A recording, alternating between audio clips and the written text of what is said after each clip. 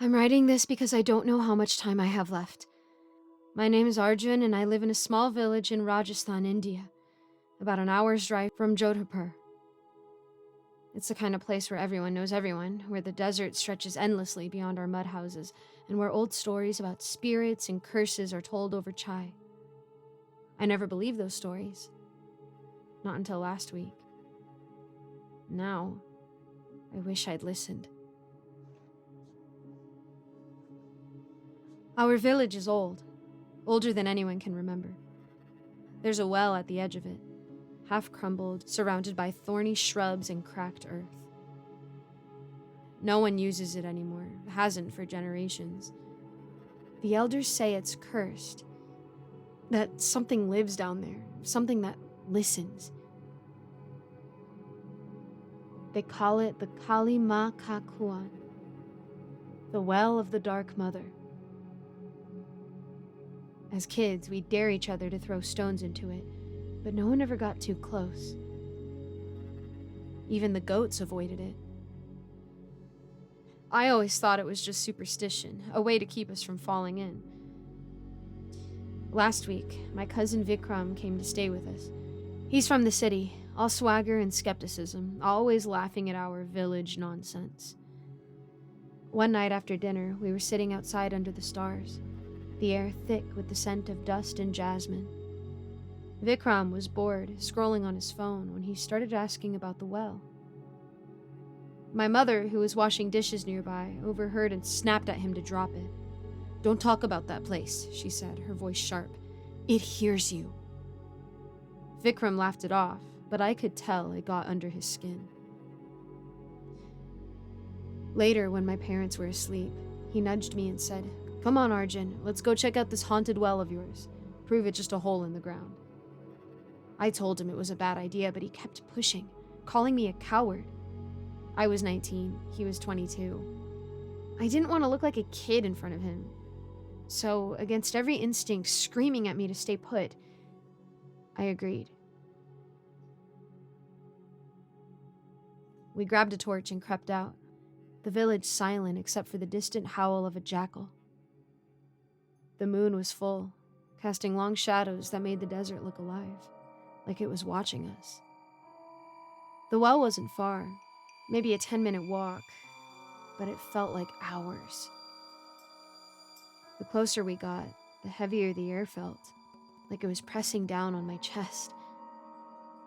The usual night sounds, crickets, wind, faded, leaving only our footsteps crunching on the sand. When we reached the well, it looked exactly as I remembered it. A low, crumbling wall of sandstone overgrown with thorns, the black mouth of it yawning in the center. Vikram shone the torch down, but the beam didn't reach the bottom. Just endless dark. "See? Nothing," he said, but his voice was quieter than usual. He picked up a stone and tossed it in. We waited for the splash, the clatter of rock on rock. Nothing. Just silence. Like the well had swallowed the sound. Then we heard it. A low, rhythmic thumping like a heartbeat coming from deep inside. Vikram froze, the torch shaking in his hand. "What was that?" he whispered. I didn't know, but my skin was crawling. I grabbed his arm to pull him back, but before I could, the thumping stopped, and a voice whispered from the well. Not loud, but clear, like it was right in my ear. "Arjun," it said. My name. Soft, almost sweet, but wrong, like it was tasting the word. Vikram heard it too, his own name, he told me later. His eyes went wide and he dropped the torch. It hit the ground and flickered out, plunging us into darkness. The moonlight was enough to see by, but it made everything worse. The shadow seemed to twist, like something was climbing up the well's walls. I grabbed Vikram and ran, our feet pounding the sand, not stopping until we were back at the house, panting and shaking.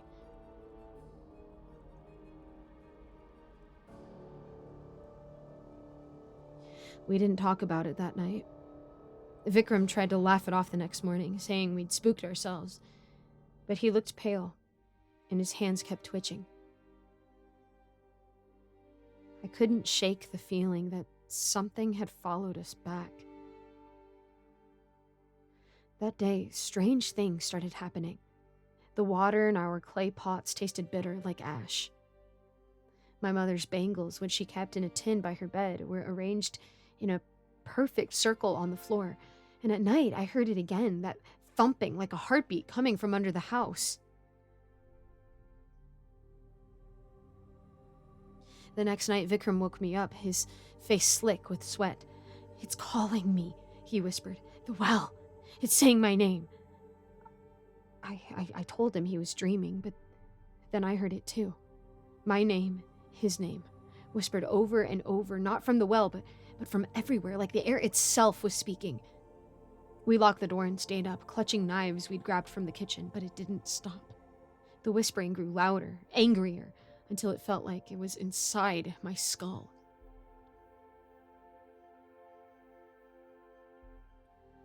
The next morning, Vikram was gone. His bag was still there, his phone on the bed, but he was nowhere in the house. I knew where he'd gone.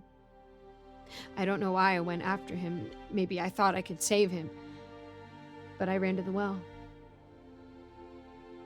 The air was thick, like breathing through a wet cloth, and the closer I got, the louder the thumping grew. When I reached the well, I saw him. Vikram, standing at the edge, staring down, his body swaying like he was in a trance. "Vikram!" I shouted, but he didn't turn. I grabbed his shoulder and he spun around, his eyes empty, like black holes. His mouth opened and that voice, the one from the well, came out low and guttural. "You heard me," it said. "You belong to me." I stumbled back and he lunged, his hands clawing at me. I don't know how I got away, but I ran, my lungs burning, until I collapsed in the village square.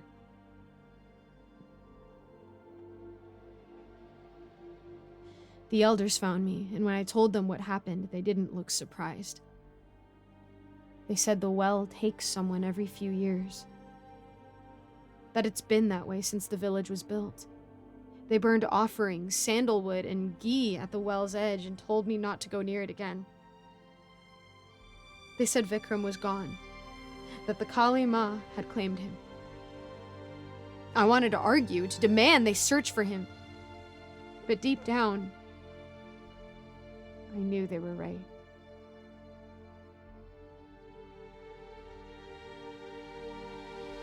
I haven't seen Vikram since. His phone doesn't work, and his parents think he ran off to the city. But I know he's in that well, or whatever's down there. Last night I heard the thumping again. Louder, closer, coming from the walls of my room. And just now, as I'm typing this on my phone, hiding in a neighbor's house, I heard my name, whispered soft and sweet from the shadows in the corner. I don't know what's in that well, but it knows me. It knows my name and it's calling. If you're ever in a village in Rajasthan and see an old well at the edge of town, don't go near it. Don't listen. Because once it hears you, it won't let you go.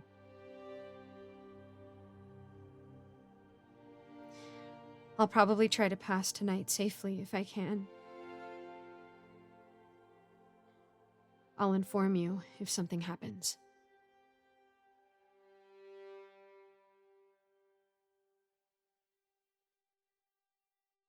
Thank you so much for listening to my narration of this wonderful story. Don't forget to support the author, which I have linked in the description, as well as the original story.